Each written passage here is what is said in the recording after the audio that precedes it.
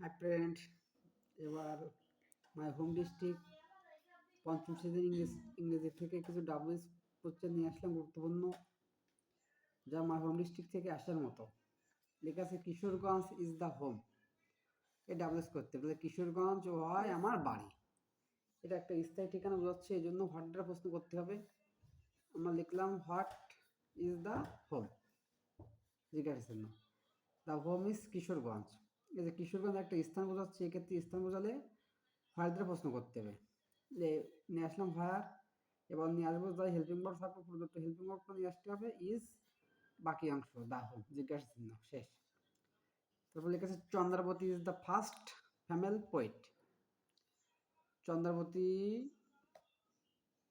একজন প্রথম মহিলা কবি। এখানে প্রথমে যদি সেন্টেন্সের প্রথমেই যদি দাগ থাকে, যদি ব্যক্তি হয় তা হু, আর যদি বস্তু হয় হোয়াট, আর কোনো পরিবর্তনের দরকার নেই। এটা একদম সহজ।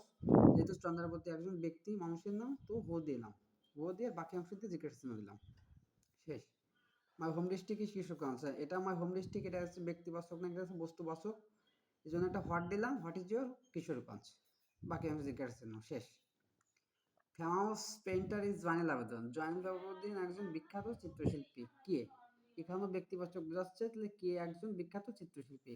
Who is a famous painter, জিজ্ঞাসা চিহ্ন। যারা বুঝতে পারবেন না, আমার চ্যানেলটা সাবস্ক্রাইব করে আমাকে মেসেজ করবেন।